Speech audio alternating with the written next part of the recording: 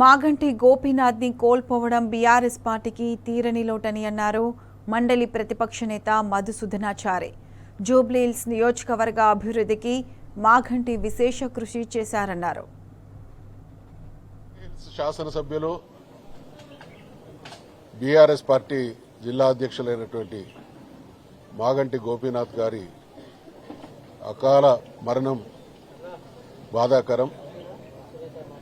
గడచిన 40 సంవత్సరాలుగా రాజకీయాల్లో ప్రజా జీవితంలో విశేషమైనటువంటి కృషి చేసినటువంటి గొప్ప వ్యక్తి దివంగత మాగంటి గోపీనాథ్ గారు. వ్యక్తిగతంగా వారు రాజకీయాల్లోకి వచ్చినటువంటి తొలినాళ్ల నుండి ఇప్పటి వరకు దాదాపు 42-43 సంవత్సరాలుగా వారితో నాకు వ్యక్తిగతమైనటువంటి అనుబంధం ఉంది. ఏ పార్టీలో ఉన్నా పార్టీ క్రమశిక్షణ కట్టుబడి ప్రజా ప్రయోజనాల కోసం నిరంతరం పరితపించేటువంటి వ్యక్తిత్వం, నమ్మినటువంటి పార్టీ అభివృద్ధి కోసం, గెలుపించుకున్నటువంటి ప్రజల శ్రేయస్సు అభివృద్ధి కోసం నిరంతరం తప్పించేటువంటి గొప్ప వ్యక్తిత్వం వారి సొంతం.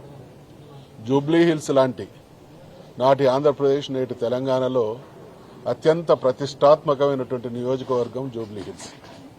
ఈ నియోజకవర్గం నుండి 3 సార్లు వరుసగా ఎమ్మెల్యేగా ఎన్నిక కావడం అంటే వారి సేవానిరతికి, వారి పట్టుదలకు, వారి పనితీరుకు అత్యంత ప్రతిష్టాత్మకమైనటువంటి ఈ నియోజకవర్గ ప్రజలు వారిని 3 సార్లు గెలిపించుకోవడం, ఈ ప్రాంతాన్ని అపురూపంగా అభివృద్ధి పరచడంలో వారిది గణనీయమైనటువంటి పాత్ర.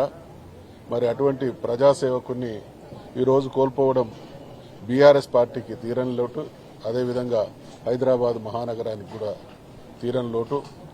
వారి ఆత్మకు శాంతి కలగాలని నిజంగా కళ్ళల్లో నీళ్లు తిరుగుతా ఉన్నాయి. యువకుడిగా అప్పుడప్పుడే నూనూగు మీసాల వయసులో రాజకీయాల్లోకి వచ్చినటువంటి స్థితి నుండి ఈ రోజు వరకు మరి వారితో వ్యక్తిగతంగా మా అందరికి కూడా అనేక రకాలైనటువంటి అనుబంధాలు ఉన్నాయి.